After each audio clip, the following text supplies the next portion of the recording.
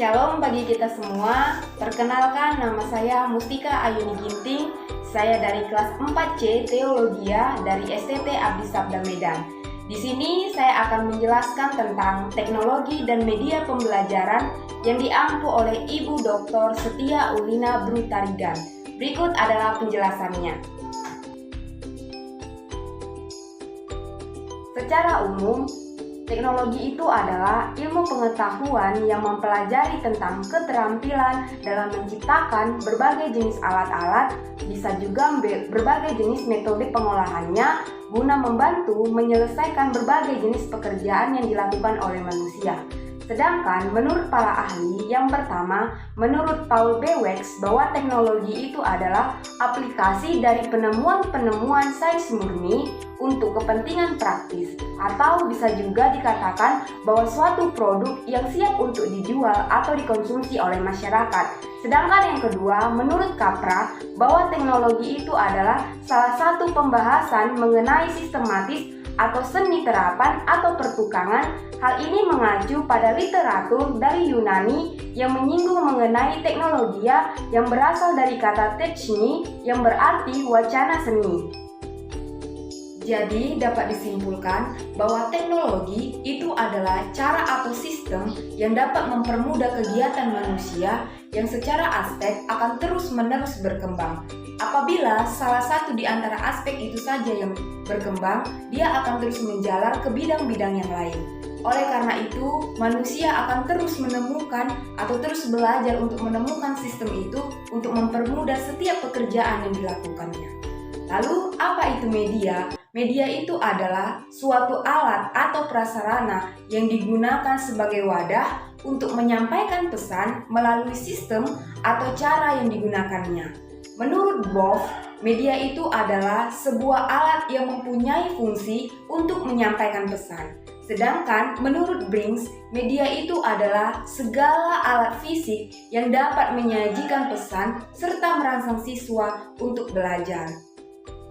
Oleh karena itu, kita sudah mengetahui bahwa teknologi itu bukan hanya sekedar yang berbaur dengan mesin ataupun yang berbaur dengan listrik. Tetapi teknologi itu adalah sebuah cara ataupun sebuah sistem. Lalu, apa itu teknologi dan media di dalam gereja? Ternyata teknologi di dalam sebuah gereja sangatlah berbeda dengan teknologi yang selama ini kita pikirkan.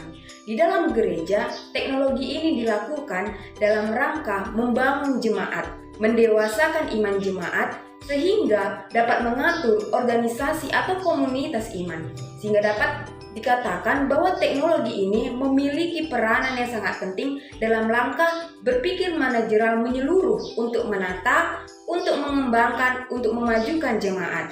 Oleh karena itu, kita bisa melihat dari masa ke masa bagaimana teknologi di dalam gereja itu terus-menerus berkembang. Di dalam sebuah gereja, apabila kita menemukan gereja itu stagnasi atau mandek, itu dikarenakan kurangnya sebuah teknologi di dalam gereja itu. Oleh karena itu, kita akan mengetahui apa-apa saja yang menjadi teknologi di dalam gereja itu. Yang pertama, ada yang namanya Renstra. Renstra ini adalah rencana strategi yang digunakan untuk mengelola, untuk menggembalakan jemaat umat Tuhan. Renstra ini sendiri memiliki prinsip, yaitu institusi dan corak gereja ataupun alirannya. Seperti contohnya, saya berasal dari gereja GBKP yang dimana yang menjadi alirannya adalah Calvinisme dengan coraknya adalah kesalehan.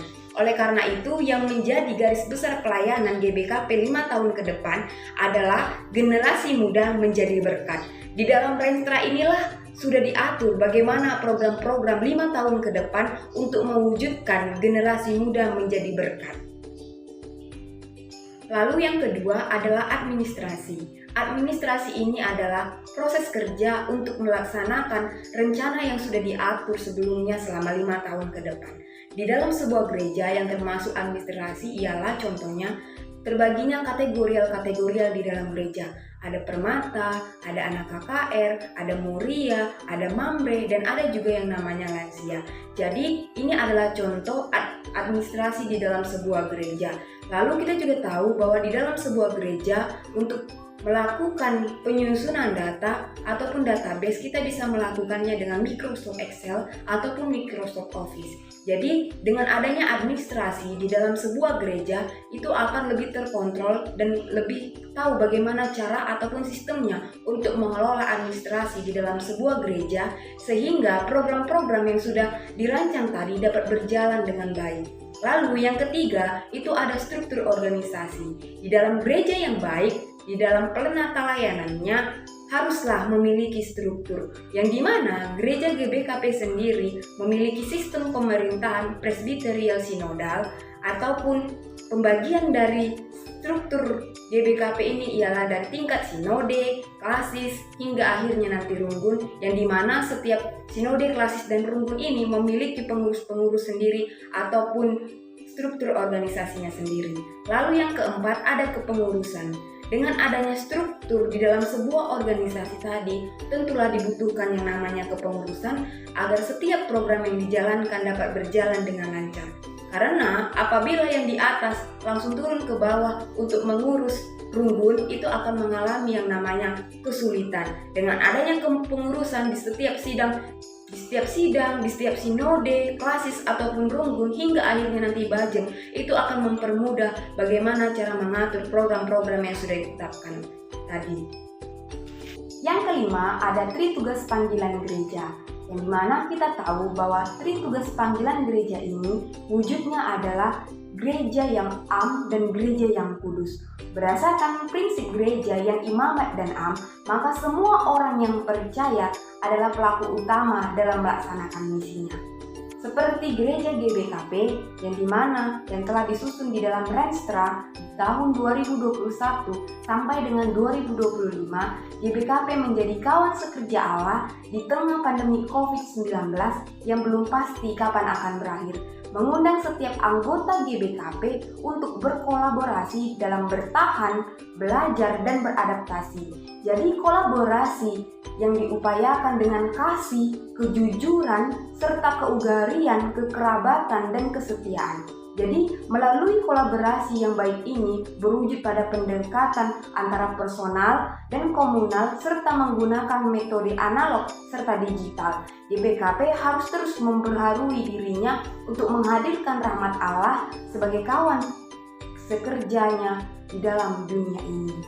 Keenam, ada keuangan. Dalam setiap pencapaian rencana yang telah diatur selama 5 tahun ke depan tentulah membutuhkan dana ataupun biaya.